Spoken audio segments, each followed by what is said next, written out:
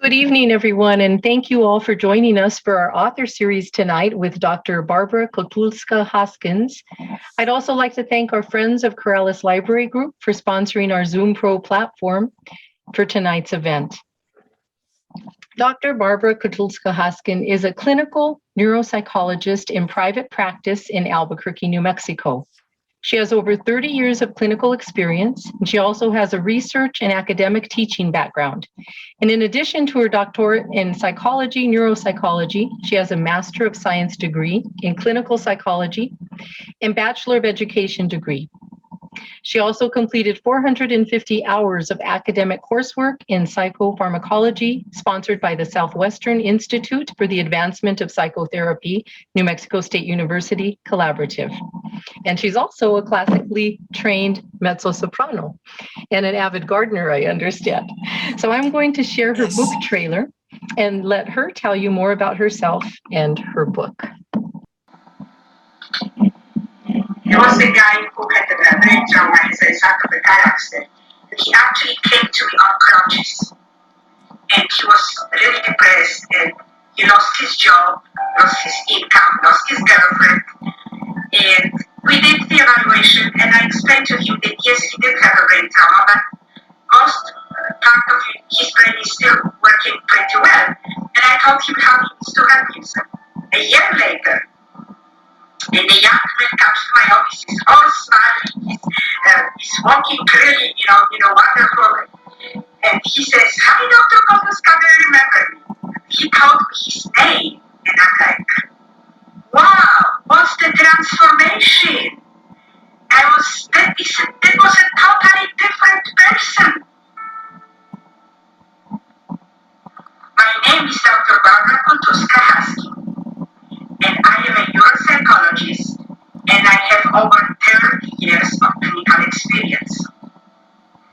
I also have research and academic teaching background, and I'm also a classically trained mezzo-soprano because I believe that music goes very well together with brain sciences.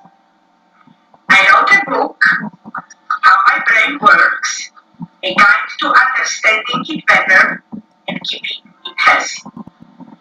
The purpose of my book is to explain how neuropsychological evaluation can help you understand how your brain is working in order for you to reach your full potential. So I always talk to my patients about a healthy lifestyle that includes healthy eating, exercising, mindfulness, gratitude, and getting enough sleep. Your brain doesn't work in isolation. The better your body is, the better your brain is functioning. As long as you are breathing, there is more right with you than wrong with you. I made it a motto for my book because I truly believe in it. My intention was for this book to give you a knowledge about how you can improve your everyday functioning, reach your life goals, and improve or overcome cognitive problems such as memory, attention, verbal problems, etc. I hope that this book will also help you understand how emotional problems such as depression, anxiety, mood problems affect your cognition and what you can do to help yourself. I just have a great hope that How My Brain Works book will inspire you to take the first step on the road to a healthy, fulfilling, and successful life.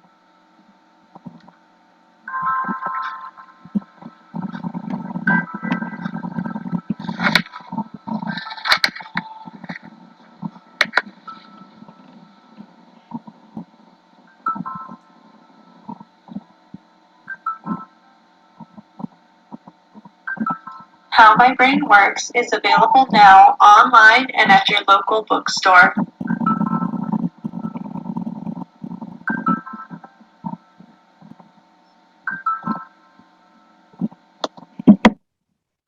This book is at your local library. It's available at the Corrales Community Library.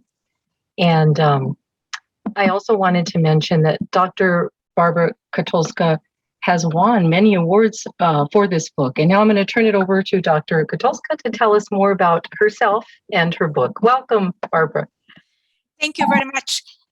Thank you very much, Sandra, for having me and for just having that series for authors, because right now we still are in a COVID, so it's difficult to meet with people. So thank you very much for hosting this series. And I know it's a lot of work, so thank you very much. So I am basically a community provider. So I've been here in Albuquerque, in New Mexico, for over 30 years. I grew up in Poland, and I won the postdoctoral international fellowship. I used to be a brain researcher, so I won the LAUW international fellowship, and that's why I ended up coming to UCLA, and then I worked with them for a while, and then the state hospital in Las Vegas, New Mexico, they hired me over the phone, actually, because they didn't have the specialists in my area for a very long time. So they just said, if you want to come and just look if you like that place. So I came. I really like it because it was peaceful. And after Los Angeles, I have to tell you that it was a nice place to be. And and then they transferred me to work in Albuquerque, and then I went to private practice. It's over 20 years. So I feel I am New Mexican in my heart, and I'm married to a Texan, so I'm like here, you know, that's been here for many years. So I just I love the climate. I just love New Mexico. I love people. They are so nice, and so I feel I'm in a light place. So I am basically a community provider. So what the neuropsychology, what is neuropsychology? Neuropsychology is kind of a bridge between medicine and psychology. And neuropsychologists are actually a brain functioning specialist. So we assess your brain and figure out what's working, what's not working. So neuropsychologists are basically a kind of a rare breed, but we are there in a community. And one of the intention for this book was to just give people a knowledge that, yes, if you think that you have a brain problem, if you have a history of any kind of brain trauma or brain problems, neurological diseases, or you think you may have a brain problems, they are a specialist to give you exact answers. So we can actually assess your brain and tell you what is working and what parts of your brain work well, work average for your age, which are working above for your age group, or which are a little bit lower, because this all paper and pencil, puzzles, blocks, nothing invasive. We don't do anything invasive. Sometimes people ask me, are you going to cut my head? No.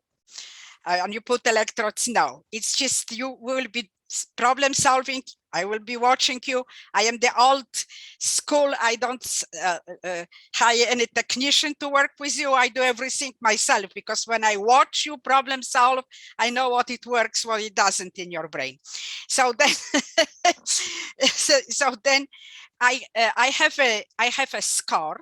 Let's say I am assessing your visual spatial abilities. So I have a score, and then score I compare to the norm for your age group. So I will tell you exactly where, if your visual spatial abilities are average for your age, above average, superior, very superior, or below average. And we can do this with any other brain functions. So the intention was to reach the general population. So the book is written in very simple language, and actually I get a lot of praise for the way that I wrote it really simple, because I wanted to give people general population information. So it's nothing. I don't really talk above people's head. I just try to give them information. So it's for general population, and it explains how neuropsychological evaluation can help you understand how your brain is working in order for you to reach your full potential, and all help you heal if you are recovering from any kind of brain trauma or brain related diseases. So the first part is about neuropsychological evaluation and what we do, how we assess your brain. So it's not a 15 minutes appointment. So this is some work you have to do and I have to do. So it's and I'm very comprehensive. So I usually do this in 4 points. I can do this in 3 because I don't want to overwork people, because it's the tester can, I need to test your limits. So it's not a 15 minutes deal. So the first part of the book is to let people know that we do exist, and if people have brain problems, they don't want to have sleepless nights thinking what's going to happen to me, because the fear of dementia is actually very real. And right now we know that earlier and some form of dementia starts really earlier. So people start having problems. They think that they have problems because I'm putting in this book is that memory complaints are not necessarily memory problems. You may think that you have memory problems, but that make not really memory, because other processes are affecting how your memory is working. And the same with attention concentration. People come to me, so not all attention concentration problems are ADHD. You can have attention concentration problems also because you are anxious, because when your anxiety goes up, performance goes down. So I just wanted to let people know that if you have a history of brain trauma or brain problems, several concussions, history of car accident long time ago, and now you are having problems, yes, it can be because you may got a better job, or you may had some medical problems that affecting your brain, and right now you said, oh, okay, many years ago I was in a car accident, I was unconscious, and so that may affect. This evaluation is for people who have a history of any kind of problems, neurological disease, or just think they don't have a history, but think I may have a problems, and I don't want to end up like my Uncle Joe or my friend Susan that fell into the darkness of dementia. So instead of worry, you just can come to and see neuropsychologists. We can exactly tell you where your functions are, and it's very relieving to people, because people are worried, okay, what's going to happen to me, if I have a dementia or I have any kind of problems. So when usually it's not a big problem, but there is a problem, there is a solution. So when we figure out what is the problem, we can figure out what to do with that. So the first part is about neuropsychological evaluation and how we do it, and who needs to see the neuropsychologist. Also, it's not only your people who have a history of brain problems or neurological diseases, or getting older and just want to know what they need to work on, like I'm having problems with finding words. Okay, let's figure out if this is the problem that is average for your age. If it's still average, it's okay, but we can give you some exercises for that. So if you would like to improve that, let's figure out if this is what it is. And you can get some exercises for that. It can be for people who have a history or think they may have some brain problems, but also for people who want to change a career and would like to know what they are good at. because people usually don't know how the level of their brain functioning, and they usually don't know what they are really good at. They think maybe I am good at that, but they really don't know. So they come to me for evaluation. Oh, I may have an ADHD. So I always tell them not all attention concentration problems are ADHD, but let's find out what's actually really it's going on. And so once we do the evaluation, as I said, sometimes there is not ADHD, but there are other problems that are affecting attention concentration. But the people are sometimes are very surprised to find out that they have like superior visual spatial skills or superior working memory. And they're like, wow, I never knew about it. Okay, now you know, so use it. So we can, people who want to change their career or like college students that want to change, figure out what they really would like to know, would like to do in their life, what they are good at, or some high school students. So because, you know, even if you have some problems, so you may have some shortcomings. So everybody has strengths. So we tell people, okay, this is the area you need to work on, but that's your strength. So it's kind of, you know, it's good to know what is working in your brain on what area. So that's the first part of the book, but it's really simple written. So so I also I always talk to people about about how to preserve, maintain, and improve their brain functioning, because we only have one brain and we only have one life. So I have an exit session. Once I do the evaluation, I do exit session. It's like we go over the results in details and recommendations. And I always encourage family to be present, a husband and mother, you know, parents, or, you know, partners, because if person has some problems, this is affecting the whole family. So it's good for them. So everybody needs to work together, basically. So family is always very important for me to resolve. Very important if the family is involved. And usually when I do clinical intake on the first appointment, when I start with clinical intake to figure out what the problem is and if I am the best one to help. If I'm not, then I refer out. I always ask, okay, can I talk to your family? Can I talk to your mom, your partner, your husband, your daughter? Because I want to get a second opinion. Because sometimes, I mean, the patient is, sometimes the patients are brought by husbands or wives and they don't think they're really having problems.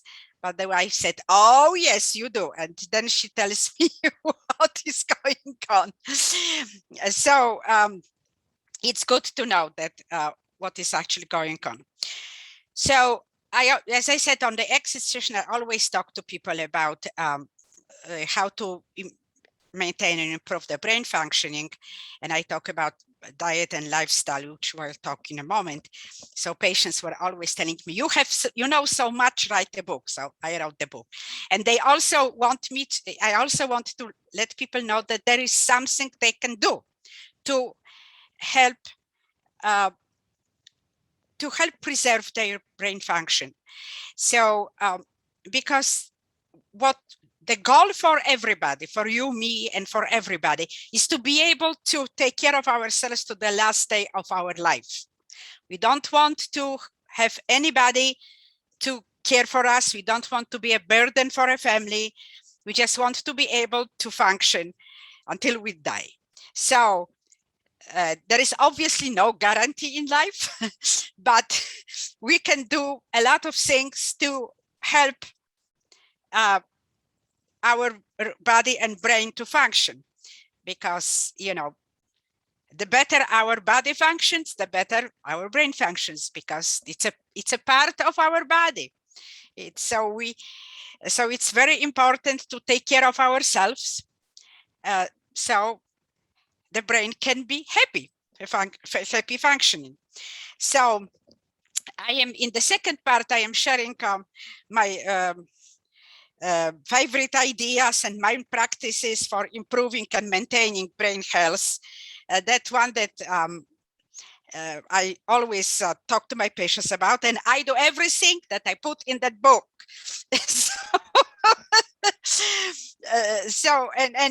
Then, you know, I always think, you know, if I read something, some research, or if I see something on it, I'm thinking, okay, how I can use it to help my patients. So that's why I prepared some mind practices that can help people improve or maintain their brain function.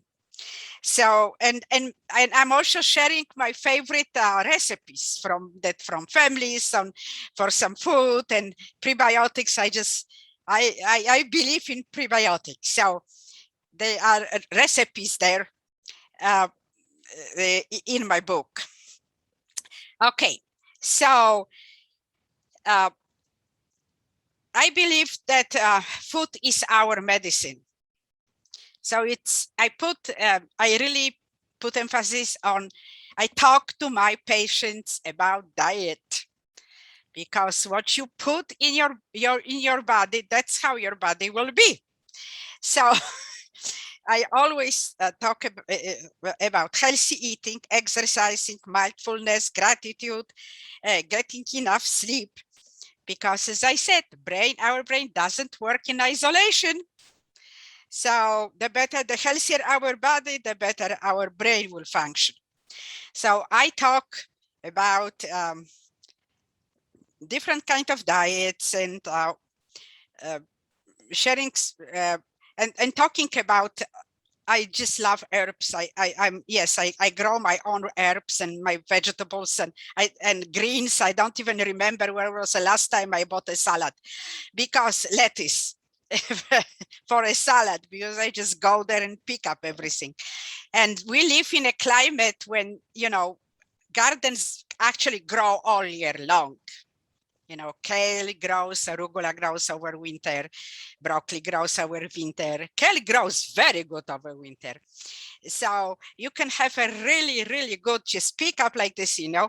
They're herbs. I don't know if I can, I will show what they are herbs. I believe in herbs. I grew up on herbs. You know, in Poland, when I was a child, medications were very expensive. So when a child got sick, there was a lot of folk remedies that mothers will use.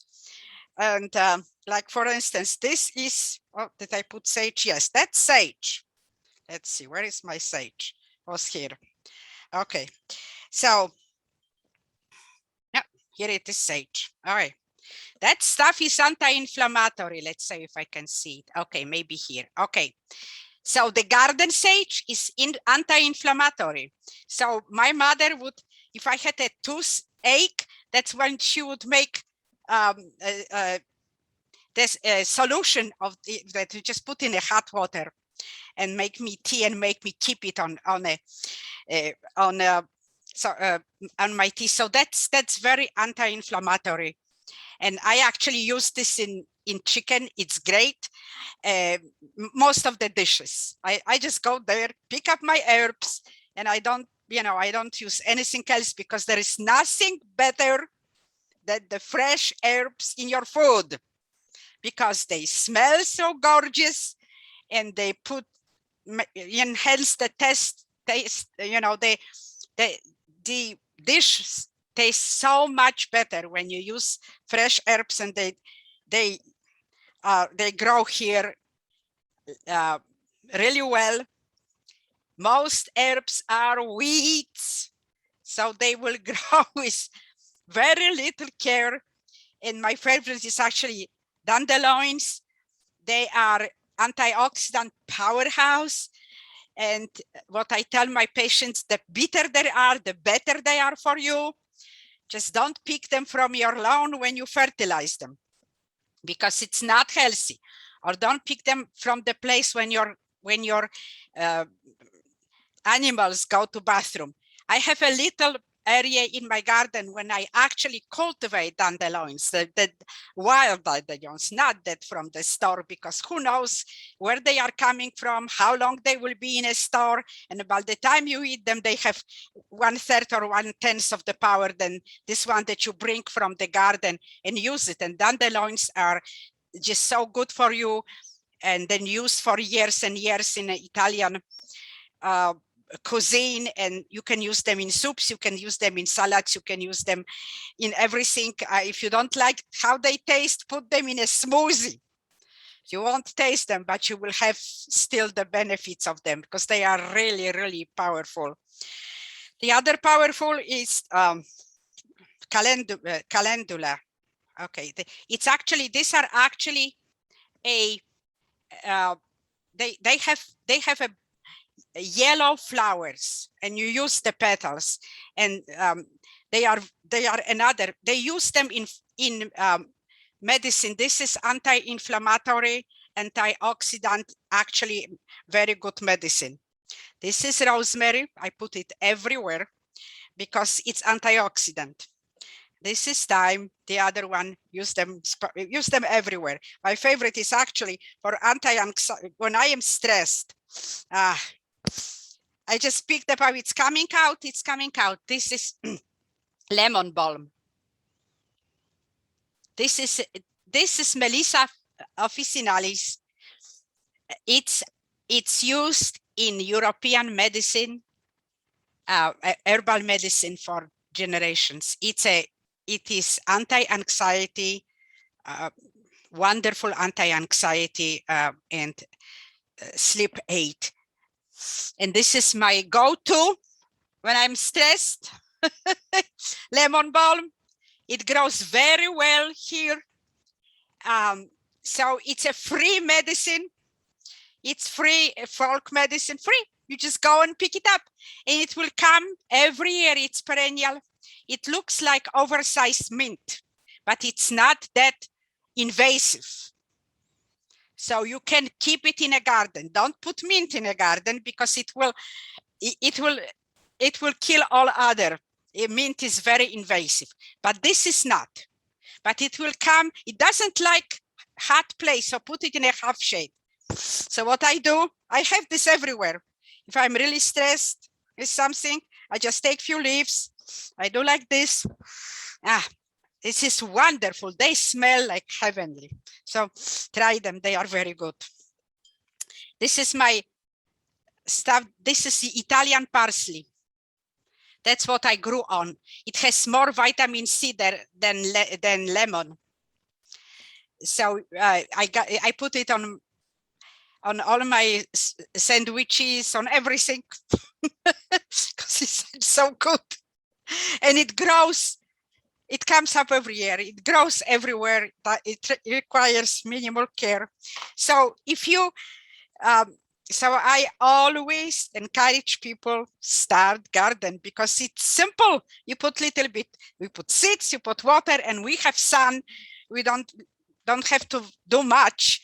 So, and actually gardening is a very good brain exercise, and I put into that an exercise for your body because you have to move. Our body is meant to move. So gardening is always, you have to move, obviously. You have to move, take care of you move your muscles because you do some work there. Working in a, don't you always use your gloves, but working in a dirt actually releases the bacteria that some research found that is actually good for you. It's calming. It's just, that's why people, me including, that work in dirt, they love to work in where it calms them down. It calms us down. Picking weeds is a very distressing stuff because you're like, bum, bum, bum, and look, there is no weeds. So it's really distressing activity. So I think, because if you have a garden, you have to plan, you have to always, adjust stuff. So it's a very good exercise. So the research says that the best for us is Mediterranean diet, but I always talk to my patients, do like 80-20, because if you really like pizza, we have one life. Once in a while you can have it. Once in a while you can have some cookies or cheesecake or whatever. So try to be 80-20. If you do 80-20, you'll be okay. So the other important thing is exercising. This is really important, and I was like, it was one of the amazing things I found out when researching for this book. I was reading it for about 3 years. I was doing a lot of research for that book. So I found a research from University of California. It was Berkeley, I think, that they made people exercise on a treadmill, aerobics exercise, that was 40 minutes, three times a week, or 30 minutes 5 times a week, and their hippocamp grow. So it was like amazing. The hippocamp is this little part in your brain that is responsible for short-term memory and then sending it to long-term memory. So it's like what a lot of seniors has problems with is short-term memory. Walk, just walk, minimum 30 minutes a day, minimum. So 5 times a week, minimum, actually. If you can walk more, walk more. So, but walk, keep moving, have a, take care of yourself. I'm just trying to think, I have so many things. No, you come first. Because if you don't take care of yourself, who will? So take time to take care of yourself. Find time to go for a walk, 30 minutes. So I also believe, so it's very important also to get enough sleep. And if you have problems with sleeping, very frequently insomnia is related to anxiety. So if you have problems with sleeping, figure out if you have anxiety that needs to be treated in therapy, not in medication, not with medications, because we really don't have very good anxiety medications. And this one that we have are for long term, they can cause other problems. So anxiety can be really very well treated in therapy, because what makes you anxious will not make me anxious, and what makes me anxious, well, not too much recently. I'm just going outside and meditating. So usually insomnia is related to problems of anxiety that can be treated with medication and meditation. Actually, we have a research that meditation works as good or even better for attention concentration problems and for anxiety. So when I'm starting talking to people about meditation, they say, well, I can't clear my head out. No, you never clear your head out. You never clear your head out unless you are dead or enlightened. So it's meditation. It's not about clearing your mind out, because you really can't. It's about sitting and breathing. It's about taking time to sit down and breathe with your abdomen. Start with 3 minutes, 5 minutes, 10 minutes, 15 minutes, 20 minutes. It's plenty. There's so many, meditation apps and programs. They can teach you how to breathe with abdomen and just sit down and breathe. And each time you figure out that you're thinking about something, because when you sit down and start breathing, your brain will start thinking. It's normal. It's normal. Then bring it back to breathing and just concentrate on breathing. And that is a wonderful exercise. And I promise you, if you do that 50 times or maybe 100 times, I don't know, if you sit down, your body will relax. Immediately will go to the meditation mode, because we condition ourselves. So it takes some time to sit down, relax, and put your brain into the meditation mode, but it is it is possible. And then if you do this on regular basis or do this for a long time, your body, when you sit down, you will feel like your body is relaxing, your back is relaxing, your shoulders are relaxing. That's what we keep most of our stress. And you just, your body and brain is go to meditation mode. So try it. Just try it little bit by little bit. So the people who are always on a go, I tell them just take a timer, put it on 3 minutes, and you just sit it and breathe until you hear the timer off. And then put it on, if you are okay with 3 minutes, put it on 5 minutes. Until you do 20 minutes. If you can do 20 minutes twice a day, it's very good. And if you come down, you will be sleeping better. If you still have problems with sleeping, they are before bed meditations in my book to help people come down, because going to sleep is not a switch. It's not turn off on switch. You have to prepare your body, mind, and spirit to going to sleep. So it's important to have a routine. So it says, I have some meditation before bed meditation that I was inspired by some Buddhist meditation that they do this for several hours. But if you do this for 20 minutes, will be okay. So it's very important, especially right now, to keep our spirit up, because people are so tired with what was happening for 2 years and have a tendency to kind of go to kind of a depression, anxiety mode. So it's very important to keep spirit up, concentrate on gratitude, figure out what you know, we here in the United States, we are so fortunate that we have, most of us has a place to stay. We wake up in our own bed, in our own favorite sheets, and we are going to have breakfast, and 3/4 of the world doesn't have it. So there is a lot we are grateful for, and it's important to practice that, remind ourselves, okay, I am in actually not that bad place, I'm in a good place, you know, because I have my own place, I have enough food.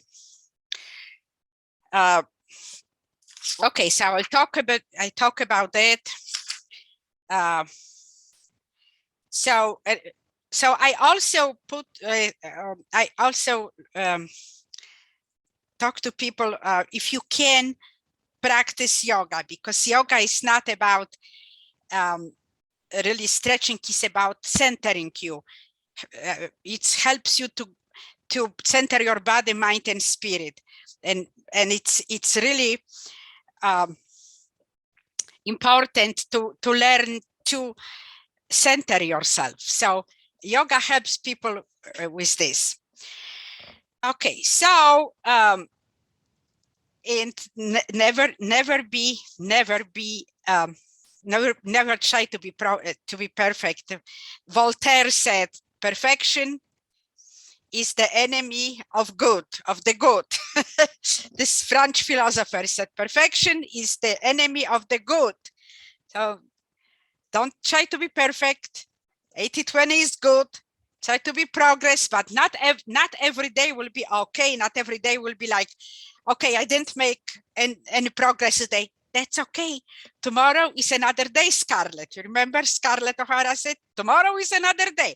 So think about that. Okay, I wasn't perfect in my diet today. It's okay.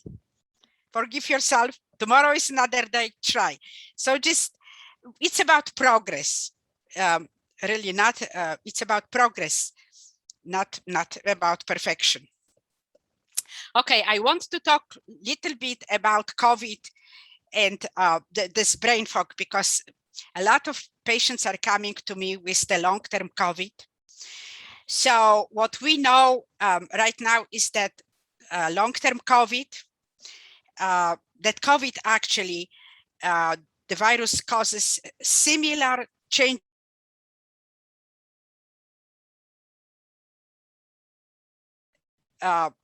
It affects, like it would be somebody suffered traumatic brain injury, And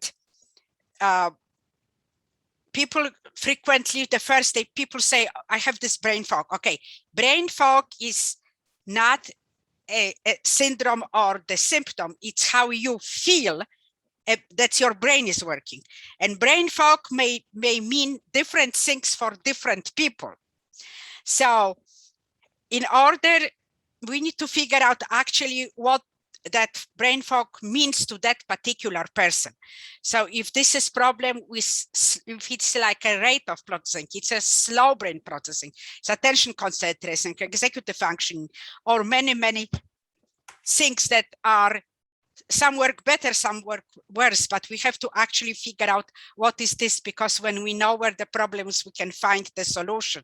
Some young people come to me and they say, oh, I don't really know if I want to know about how my brain works. And I said, oh, yes, you know, because you are a user of your brain. That's your brain. So you need to know what works, what doesn't. Besides, you know, it's what you don't know, it's going to hurt you in life.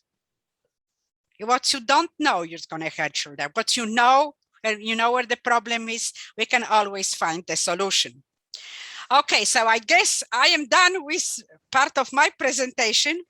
If you guys have problems, any questions, any kind of questions, if I know, I will answer. If I don't, I will do some research and get back to you. Thank you, Barbara. That was so informative. Your book is so important to remind us all to take better care of ourselves now while we can. And the recipes and tips on exercise, sleep, gardening, and meditation are something we can all incorporate into our daily lives to live our best lives. And I thank you for sharing the recipes. Those are great. I'm going to try out your dill pickle recipe and many others. And you just motivated me to grow more herbs in my garden. Does anyone have questions from the audience that we can take now for Dr. Koltuska? If you do, you can just unmute yourself. I can't see anybody in the audience. So you can unmute yourself and then go ahead and ask a question. Hi, this is Marianne Snow. And one of the things that concerns me sometimes is just getting like a baseline screening for what, you know, how I'm functioning, as opposed to is something wrong, is something not wrong, or if something changes in 3 years, where was I 3 years before, that kind of thing. So do you do any kind of screening like that? Well, yes, we can do that. We call this a baseline. Some Right. people, yes, some doctors have sent to me, say, well, this patient has this kind of concerns. Why don't you just do the baseline of that patient? And yes, we do that. And actually, I like doing this because then they come to me years later. And I remember everybody, I have a good memory. I remember patients from 20 years ago. So I can test them against the baseline, because the tests are good for actually 2 years formally, okay?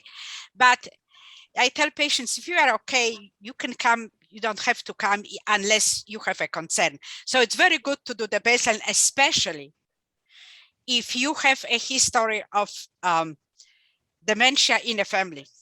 Mm-hmm. So I really like to do this earlier, maybe in mid-50s, you know, or anytime, you know, it's okay to do that, because then I can compare exactly when you were, yeah. So, but I don't like to do a screening really, because screening doesn't tell me much. I just do the evaluation and then I share everything with you. And very frequently is that people have more fears than problems they have, you know, very frequently, because as I said, anxiety goes really fast from 0 to 100. So if you, for instance, have a friend or family member, not even direct family member, but somebody in a family that have these problems, and then you starting noticing them in you, then you notice them more and more and more. And that causes your anxiety. Mhm. So it's very relieving for people when they come to me and I said, no, no, no, no. You don't have memory problems. We need to take care of your anxiety and depression. So this memory is okay because you don't have one memory, actually. We have many different memories. So your memory, your verbal memory may be still average or above average, but your visual spatial memory may be still superior. So I will tell you, okay, now use it. And it will explain everything, you know, how you can use it. That's why my exit session is long, because we go over the results and recommendations and all you can do to help yourself. So yes, you can come for just a baseline, and it's the doctors that work with me for many years, they see the benefits of that. So they said, just go and see Dr. Koltuska. And for new doctors that start working with me, because they learn about me. I've been here for so many years, so most of the people know me, but the new people are coming. So I tell them, send people to me as soon as they tell you they have problems. Don't put them on antidepressant. Don't put them on anti-anxiety. Send them to me because I can figure out what is going on. And medication shouldn't be the first resource, and it shouldn't be the only resource, because medication do not talk. They don't teach you how to cope. They can help you with mood. Sometimes they can help with anxiety, but they don't teach you how to cope and to learn how to cope. So if you have depression and anxiety, and when I do the evaluation, you know, I actually can see how much of this is, and if this is clinical, so you need to go to therapy, or you can just deal with this by yourself. Sometimes, yes, people need to get start on medication first if depression is very severe, because if it is severe, the therapy is not really helping very much. You need to have a little, the mood have to be a little bit more stable for the therapy to be effective, because if you are giving up on yourself, you won't even want to go to anybody. So sometimes yes, but most of the time I teach my physicians, my primary care physicians, if they come to you and tell you, I don't know what's wrong with me, there is something wrong with me, don't put them antidepressants, send them to me. Thank you.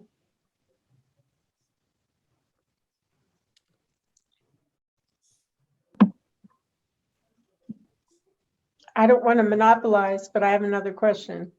No problem. So far, you are the only one. So,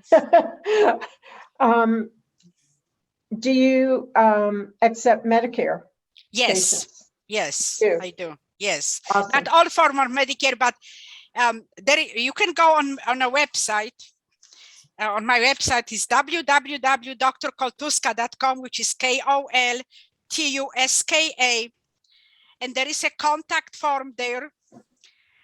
And or just call us. There is a phone number there. Or just call us, and my office manager, Malibu, is very knowledgeable. She will tell you, you know, everything, and we do a good care of our patients. As I said, I do everything myself and provide all this information because I just love what I do. That's why I'm not retiring unless God retires me. When He retires me, I will retire. But right now it's so good to see the patients I saw so many years ago, and they are bringing me. They first sent me their children, and they now sending me their grandchildren. Oh my. Yes, and they said, okay, because we only trust you. So it's rewarding. Monetary, it's not rewarding, but I know I'm able to help. So, you know, do something good for people. No problem. We do take Medicare, because I specialize in aging issue and dementia. So, you know, but I see younger people too. If they have complicated issue, if they have a simple issue, I send them to somebody. But if they have a complex issue, then I know that that my other colleagues will send them to me for a complex issues. So, so I just they say, okay, we'll schedule you. Cool.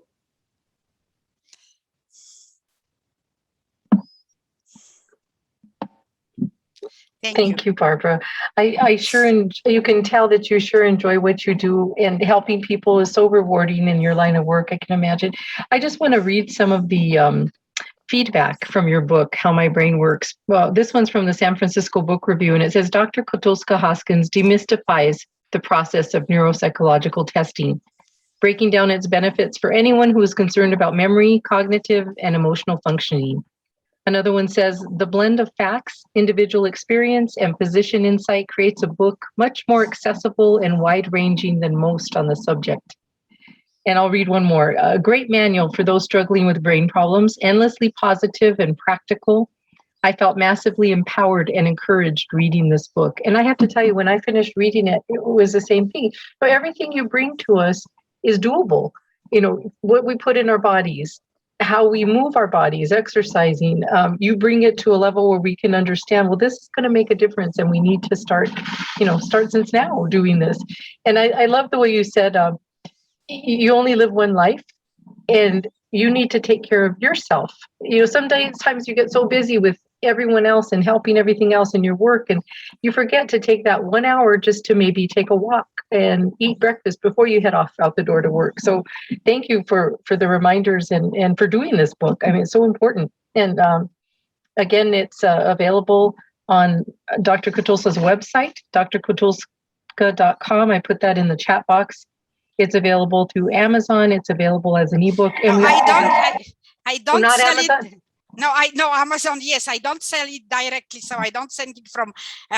You just guys need to get it from Amazon. Amazon. Okay, thank you. But on a website there is a link. Yes. There's a link there. Amazon. I wanted to tell you that actually, my main goal for this book was to inspire people.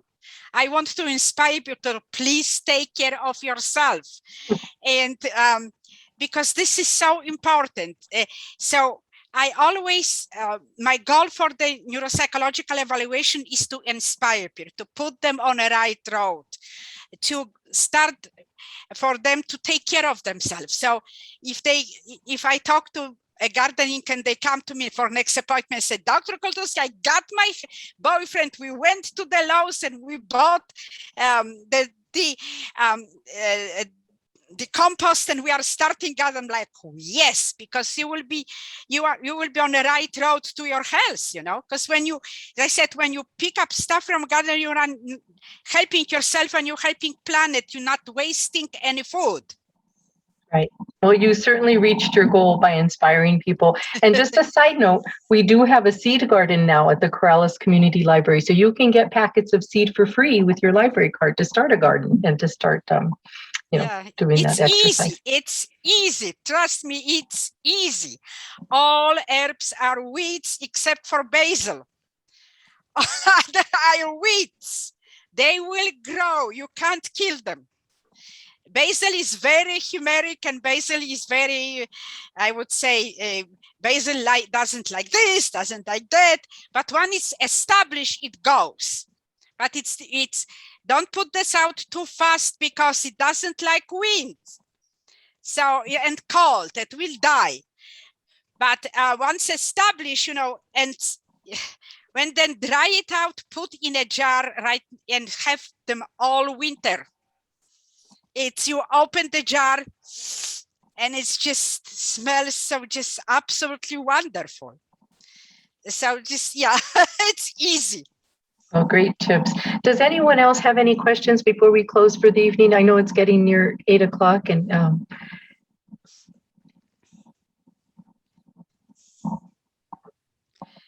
I don't think we have any other questions. Okay, well, thank you so much. What an enjoyable way to spend the evening. And I learned so much from you and from your book. And I hope to see you again Oh, thank you very much. Thank you for hosting that. It's so wonderful because I know how much work it is.